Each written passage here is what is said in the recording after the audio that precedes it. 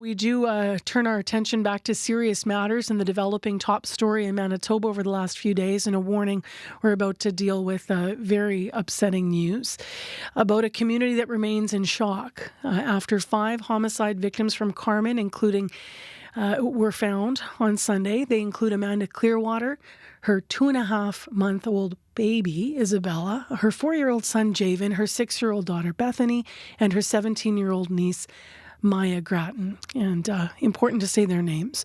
RCMP have charged 29-year-old Ryan Manakisic, the common law partner of Amanda Clearwater and the children's father, with 5 counts of first-degree murder. RCMP Inspector Tim Arsenault is with the Major Crimes Unit. Now, reporters got a chance to speak with him yesterday, and they asked if these crimes were being investigated as an incident of intimate partner violence. We just have a brief clip, but this was his response. It was being investigated as 5 homicides. Again, the why, and we're getting to that, but that's going to take time, and we want to get it right. To talk about this in a bigger way, Kimlee Wong is with us. She herself is a domestic violence survivor, advocate, and member of Sagkeeng First Nation. She's also an administrator for a Facebook page called Family Court Hurts, and in the past she has weighed in on cases involving domestic violence and also the death of children here in Manitoba. And she's with us now. Good morning. Good morning, Marcy. I can hear in your voice your reaction around this news, but tell me what you're thinking as you're, watching our province go through this. I guess I'm saddened, but not surprised. Manitoba has one of the highest rates of domestic violence in our country, and yet we have almost no support for survivors, and there's very little public awareness around the truth. There's lots of myths that still exist, not only in the general public, but in the police and in our court systems. So it basically leaves survivors on their own to deal with these men who are violent. What kind of myths are you referring to that still exist around this? Well, the idea that one of the strong myths that these are private matters, that they don't affect anyone else, that they should be dealt with privately. There's a myth that it's just men who, get angry at one point, that domestic violence is not a pattern of behavior, that the only domestic violence is broken bones and bruises, when we know that physical violence is just one tactic that's used. The myth that if a woman leaves, then that ends the violence, when even police know that the most dangerous time for a woman is when she's leaving an abusive relationship or soon after she's lost, because domestic violence is about power and control. That when an abuser is losing that power and control, that's when the violence usually escalates, and women and children end up murdered.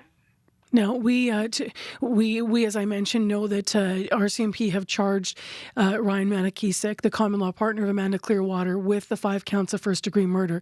Those charges have not been proven in court, and we have very little detail beyond that at this point to share. But you weighed in 5 years ago. I was reading this morning your opinion piece weighing in when Hunter Straight Smith died, the 3-year-old who was stabbed, and the Winnipeg man who was found guilty of killing him was involved with his mom, and that was a case where domestic violence had played into the relationship leading up to the death of him, that little boy. I understand that now 5 years later you're looking at the case here and we're talking about this, and you say that you're not surprised because we need change at the systemic level. Is that right? Yes, definitely. I mean, I spoke about it too after Hunter. There was a vigil for the little boy. But, initially it wasn't being talked about as a domestic violence case. It was just being talked about as, a bad man who, murdered a child. And yet The mother had a protection order against him, and that's the other thing. I mean, the highest protection a survivor can get is a protection order, a piece of paper, and yet we know this doesn't work. I mean, it's kind of ridiculous when you think about it.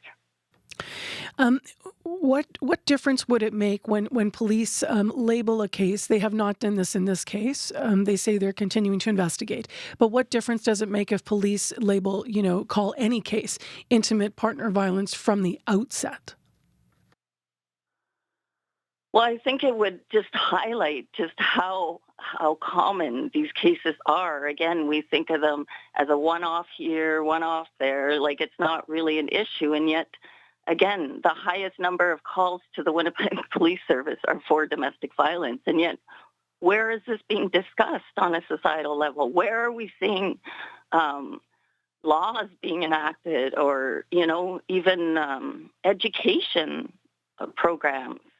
Awareness raising about this. I mean, 80% of domestic violence isn't reported to police because women don't have faith in the police or the court system, and police can often make things worse. So we're really failing to keep women and children safe. And so until we do, take your time, please. Then until we address this at every level of society, we're going to continue to have dead women and children. What do you hope comes out of this right away? You're talking about addressing this. You've talked about some of the court system, but I'm wondering about the actual safety for women and children. When you look at this from that perspective, are we any further ahead 5 years later with even giving people options for shelter? Should that be something that arises in a family? Yeah, no, we're no further ahead. And I'd say we're falling further behind because if you look at the stats, domestic violence cases have been rising. And, we went through this period with COVID where people were locked in their homes, and yet government's police failed to recognize that for many women and children, home is not a safe place. And all that did was increase the violence. And so we need much more prevention. This needs to be tackled on a prevention basis, not a reactive basis. Anything you'd like to add, Kimlee Wong? I don't want to let you go if you haven't spoken. If I didn't ask you about something you'd like to share this morning. Well, I'd really like to, again, see that we have a massive public education campaign. Like, we should be teaching our children, healthy relationship stuff. But, what good is all this when there's no option available for women or for children, for that matter, where there aren't enough shelters to go to, but also why are women having to leave their homes and communities? Why aren't we taking the men who are enacting this violence away? And again, this isn't to label. Domestic violence is not done by just one. It's not one cause or one thing. And we don't necessarily need to be labeling abusers as monsters, but we definitely need to be addressing this, and we need to be putting more attention on the perpetrators and holding them accountable, and not expecting women to be doing it all and to be carrying the brunt of this violence. Kimlee Wong, thank you very much for being on CBC with us this morning. We appreciate your time. Thank you for having me, Marcy. Thank you. Kimlee Wong is a domestic violence survivor, advocate, and member of Sagkeeng First Nation. She's also administrator for a Facebook page called Family Court Hurts, weighing in on this story that has so many people awaiting more information now. The 5 homicide victims from Carmen, a mother, her 3 children, and her 17-year-old niece. Once again, RCMP say 29-year-old Ryan Manakisik, the common law partner of Amanda Clearwater, has been charged with 5 counts of first-degree murder. Those charges have yet to be proven in court.